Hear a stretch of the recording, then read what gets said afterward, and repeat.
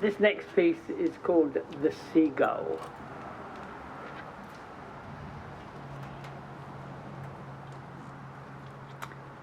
A seagull. Yes, that's what it'll be. Small and tucked away in a spot where even the undertaker won't see it. How scandalous. People will look at me and think she's a sweet old thing. They'll say, what a lovely granny smile. But they won't know the reason I'm smiling. But I'll know. I wonder if it will hurt.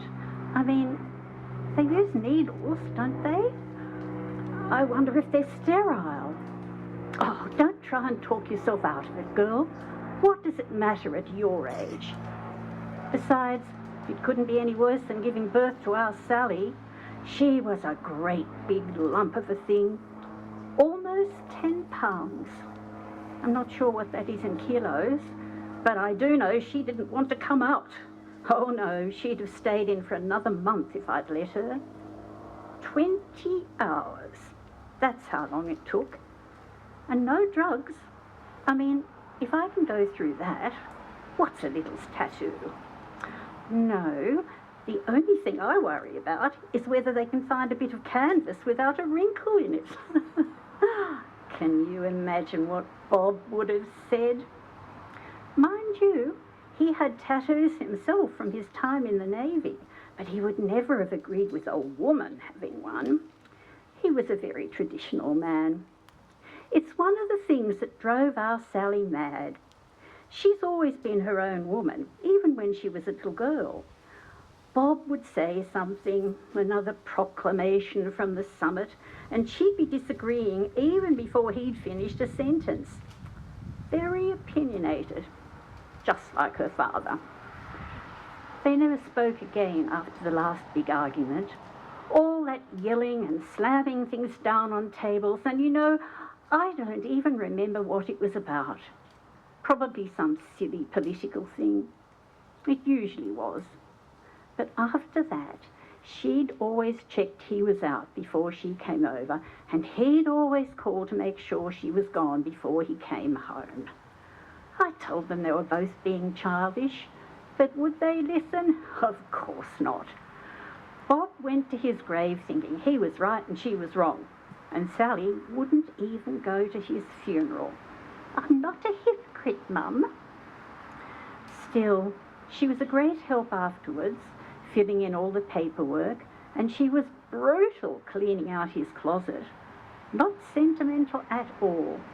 Everything went in the bins, and I'm sure I saw a smile when she threw out his ties.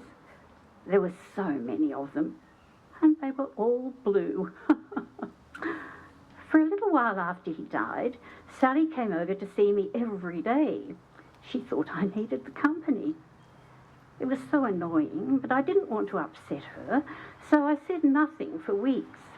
Then, one day, over tea and biscuits, I let slip that I quite enjoyed being on my own, and she got the hint. She is a smart girl. Now, I only see her every 2 or 3 weeks, though she still calls most days. That's fine. I can always say I have something in the oven or there's someone at the door if it drags on a bit. You see, I do enjoy being on my own after all those years, having days to myself when I can do what I want. I can work in the garden or watch some silly show on the telly without any comments from the other end of the sofa. And I'm always using the laptop computer Sally bought me last Christmas. She says it's a very good one, and it came with 6 lessons for oldies provided by a pimply boy in the rec room at the seniors club. There were 8 of us in that class, all women, 5 widows, 2 divorced, and number 8, Margaret, the lesbian, which was very exciting. I'd never met one before, or at least I don't think I have. Margaret told us her partner was all for this computer stuff. Very supportive, she said, which got us thinking that women are probably better at change than men. I mean, Pop was still paying things by cheque until the day he died. All my old classmates are Facebook friends now. Well, at least the ones who are still around. I check for new posts from them every morning. There are usually a lot of photos of grandchildren or updates on medical conditions. This morning, one of them said she'd been diagnosed with dementia. She's posted that 3 times this week. After that, I Googled the news sites.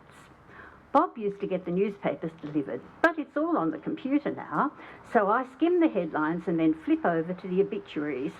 That's the social page for people my age. It tells you who's in and who's out. And, of course, that's where I saw his name. I read the notice twice to be sure, hovering over the age, 86, and the names of his great-grandkids. Can you believe it? He was a great-grandfather. Oh, God, am I really that old? I thought about going to the funeral for a moment, but then decided it would be inappropriate. I mean, his whole family would be there, and I wouldn't want them wondering about the strange old woman in black sitting in the last pew. Besides, it was all so long ago. I wish they'd published a photo of him. It would have been nice to see what he really looked like, because in my memory he's impossibly beautiful. Wet hair plastered on his shoulders and hard muscles tucked under salty skin. He is Adonis, standing over me, the sun behind his head giving him a golden crown. Hey, babe, mind if I pull up some sand? Of course, he doesn't wait for the answer, just drops his board and settles in next to me. Very close. Nice bathing suit. I'd just turned 18 the week before, and it was the first time I'd ever worn a bikini. Of course, it wasn't like the ones girls wear today, which look like they're made out of shoelaces.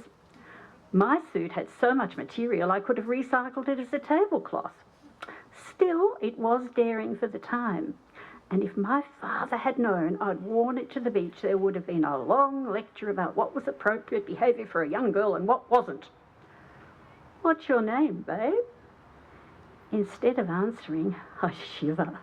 His voice is rolling over me like honey and depositing words in all the secret places my mother has told me about. Oh, you cold? Here, let me warm you up. The first move disguised as a concerned cuddle. The second, a light kiss that suddenly turns into deep-sea exploration, and before I know it, he has my tongue pinned down for the count. I'm surprised at how easily he gets my top off. I don't even feel him unclipping it. But I do feel what happens next, and what happens after that, and then after that. It's glorious.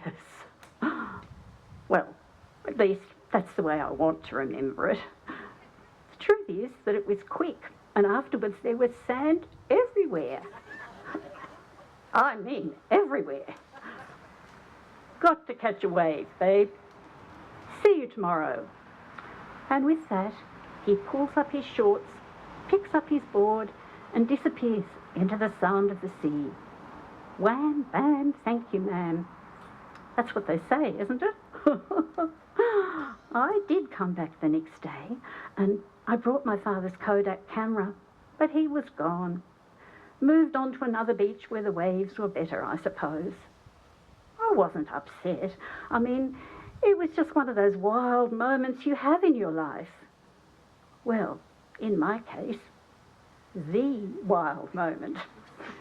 Actually, the only thing I remember thinking was, at least he had the right name for my first man. Adam. Still, I'd have liked a photograph of him. It would have been my little secret, tucked away at the back of the album.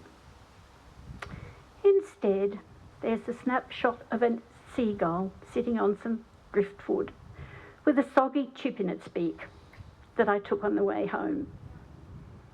No one knows what it means. But that doesn't matter. I do.